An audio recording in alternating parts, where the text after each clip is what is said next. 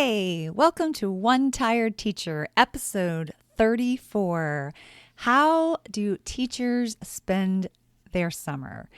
So last week on episode 33, we heard an amazing teacher and life coach, Jackie Waldman. It was a really incredible conversation about recharging over the summer and how important it is to get back some things that we lost through the school year. It was just so good. You have to listen to it. So it's episode 33. Check it out if you want to hear more about that. On today's show, we're going to extend this a little bit. And I asked some teachers in several Facebook groups I'm in what they did during the summer. And today I'm going to share some of those responses. I hope you'll stick around.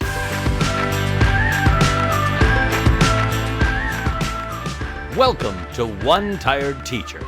And even though she may need a nap, this teacher is ready to wake up and speak her truth about the trials and treasures of teaching. Here she is, wide awake. Wait, she's not asleep right now, is she? She is awake, right? Okay. From Trina Debery Teaching and Learning, your host, Trina Debery. Hey, so today's episode is going to be short and sweet because it is the 4th of July. So I want to say happy 4th of July to all my American listeners. I hope that you are spending the day relaxing and maybe on the water and enjoying fireworks and things like that. All right, so today I'm going to share some responses that I got on some Facebook groups. But first of all, I have a couple of announcements. So before we get started, I want to first of all share that my Makerspace Mondays on Facebook are still happening throughout the summer. On Mondays, they're Monday Makerspace days. We talk about Makerspace. We talk about procedures and routines that can go into Makerspace, location, storage solutions, and all kinds of things about Makerspace. Very exciting. And those are at 12 o'clock p.m. Eastern Standard Time on Mondays, Makerspace Mondays, on my Facebook page, Trina Debery Teaching and Learning.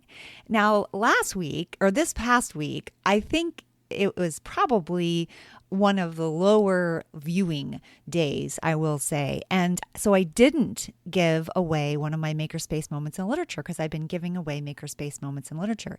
So you still have a chance to win this past week's Makerspace Moment in Literature.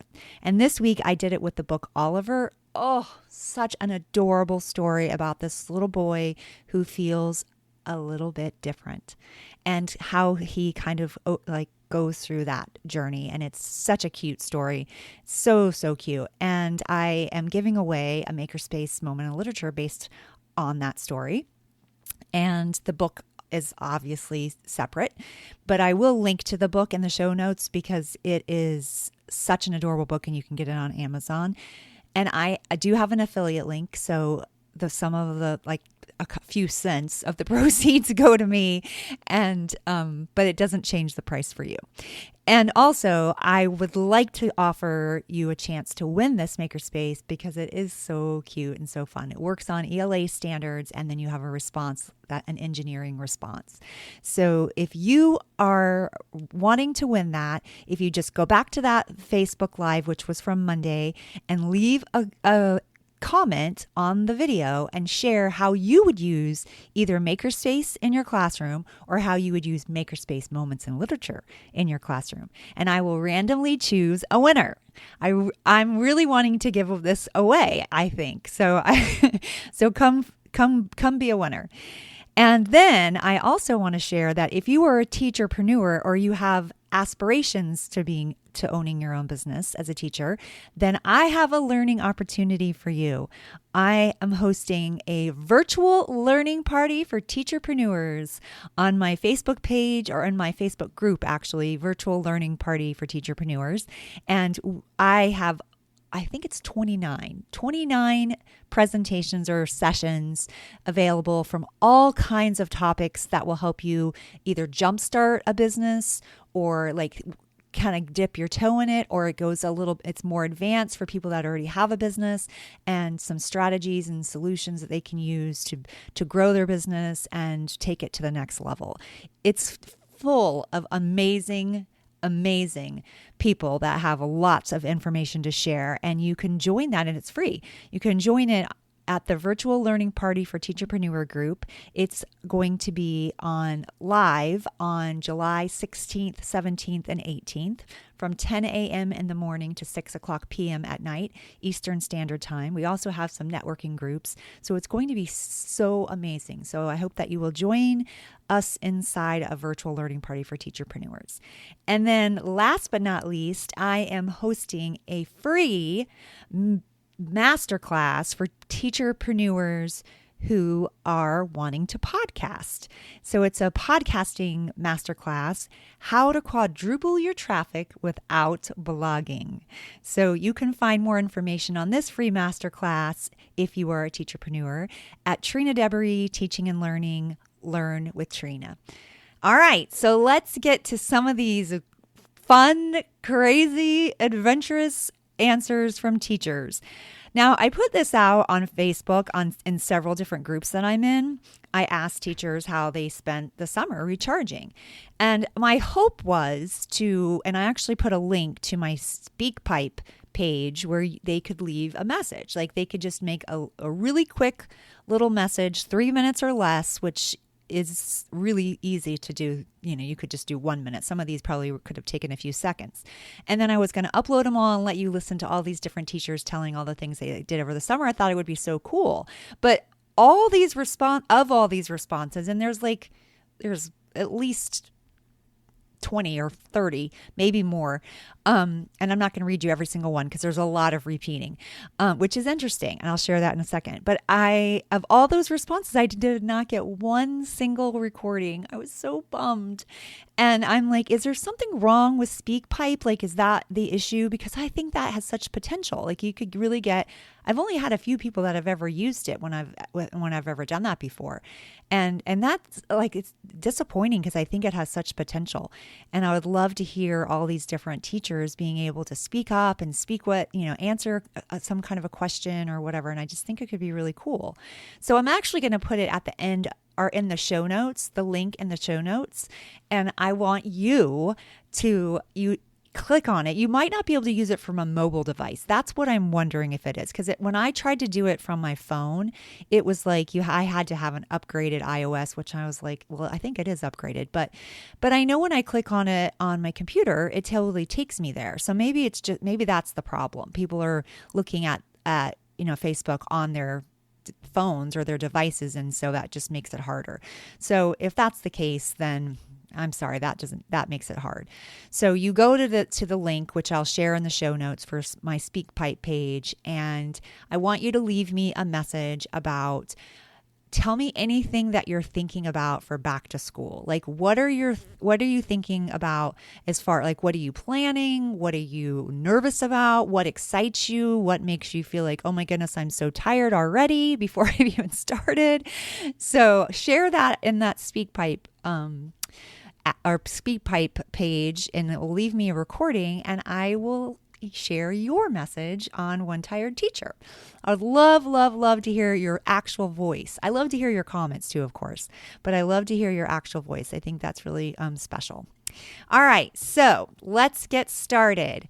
I had a bunch of responses from teachers all over the place. I had some second grade teachers and in a group, and I had some media specialists and some teachers of all different grades and levels that I'm not even sure because it was on my main page. So it's a hodgepodge of what teachers do over the summer. So Dawn Cromer says that she sits, relaxes, watches TV, and she doesn't have to hear someone call Miss Dawn 30 gazillion times and be able to go, and she can go to the bathroom.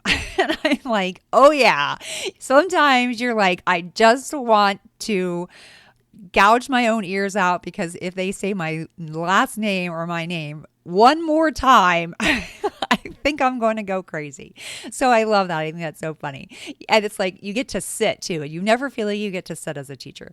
So Judy Hall Thomas says, drink my coffee before it gets cold. Oh yeah, girl. You know that's true.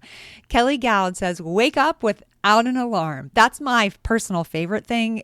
It used to be over the summer. Now I just work nonstop. But when I was in the classroom, and even when I was out of the classroom, but for my 20 years in like an actual education department, I like teaching second grade and media specialist and all that stuff. I was like, yes, it's the summer. I don't have to turn my alarm on. Oh, it's just beautiful. It's a beautiful thing. Sleep, it's a beautiful thing. Maureen Glavry says, and I'm sorry if I'm messing up these names. She says, stay in my pajamas as long as I want. Oh, I love that too. Devin says, take care of my yearly doctor checkups. That's so true. It's like you finally get a chance to do like your mammogram, your physical, your dental cleaning, your eye exam, all the things that you have to do because you let it go during the school year and you didn't have enough time. Summer is like, I feel like the first 2 weeks of summer is all doctor appointments. That's what it used to feel like to me, especially with the kids too. It's like they're yearly. I ended up doing over the summer and one of their dental cleanings. And it was just always like everyone was going to the doctor for the first 2 weeks. Somebody else says sleep. There's a lot of sleep comments. People were talking about napping and scrapbooking. Some people said napping, knitting, reading, and watching mysteries. Mysteries came up a lot. I was really surprised. So, I mean, and I like mysteries. I actually loved the teaching that genre. It was such a, like, it was almost like inferring on accident. It was one of my favorite genres to teach my second graders. And I loved mysteries as a kid. Like I totally read those Agatha Christie mysteries. I don't know if anyone remembers those. And Nancy Drew. And like I loved mysteries. But as an adult, I have like not like I've kind of stayed away from that genre. I haven't read a mystery in like decades. But that was a answer that I got a lot. So I was really surprised. I'm like, wow, do teachers all love mysteries? I thought that was pretty cool. I actually have a really super fun classroom mystery that I use, and I used to use in my classroom every year. And I tried not to use it every year because I didn't want people to tell the answer to who had done it. But my kids were like, no, we got to do the mystery. We heard about the mystery when we were in first grade because they got to dress up and it was so fun. I'll link to that too because it's so fun. And I also have a mystery unit. I'll link to that as well because I like I said, I love teaching that genre. So Michelle Winkler says, sleep and spending time with my children. That is so important. You finally get to feel like you spend time with your own children. And I was so guilty of like being so tired by the time I got home that I didn't want to read, which is so awful. I didn't want to read to my own children sometimes. I did every single night. But there were times that I was like, oh, and that's my favorite part. That's one of my favorite things to do in the classroom is to do a read aloud. Like I love doing all the different voices and stuff like that. And I loved reading to my own children, but sometimes I was so tired. It's just like Jackie said last week, that's just sometimes there's things that you let go of, really important things, because you're trying to survive in the school year, and summer's a time to get that back and then to keep that habit and that routine throughout the rest of the year. Because I mean, I definitely can't give up spending time with my kids and reading. So, but sometimes I feel like we just get really overwhelmed. So don't beat yourself up about being overwhelmed. Just make some small changes for the summer and let it continue throughout the year. Lots of people said visit a beach. A lot of people said sleep in and occasionally read books. Everyone was talking about loving different kinds of reading, and someone was talking about Gwen McClooney says recipes, love having the time to try new dishes. I thought that was really interesting. I was like, I'm just not a cook. So like that one didn't, I was like, whatever. But, but I totally think that resonates with a lot of people trying different recipes and cooking. And I would like to taste it. I just don't necessarily like to do the work. That's not good. So Lori Moore said, my favorite thing to do over the summer, anything I like. Oh, I love that answer. And she said, which usually means spending time with my family, relaxing, reading massive amounts of books, and enjoying the summer. That's awesome. I'm so glad to see that people are actually enjoying their summer. Sleep in again, work in their vegetable gardens, read whatever they want, shop, have lunch with friends, parties, reading for pleasure as much as I want, like 3 exclamation marks. I love that. Jamie Phillips says knitting. Love knitting more than just scarves. During the summer, I have time to follow patterns and be more complex. So you get a chance to do some of your hobbies. There was a couple of people that said knitting, so that's a pretty popular one as well. Somebody was talking about caring for 2 orphaned kittens. Josephine Enfinger talked about taking care of 2 orphan kittens, which that's so sweet. Leanne said paddleboarding and listening to books. Oh, I love listening to books. Amanda McKee Jones says read and plan for the upcoming year. And we always have some planning for the upcoming year. Somebody says that. Somebody else said that in another group. They were talking about changing out their bulletin boards and stuff like that over the summer. And I'm like, oh, every single year I was in my classroom for one reason or another, preparing for the next year. Like I could never let it go.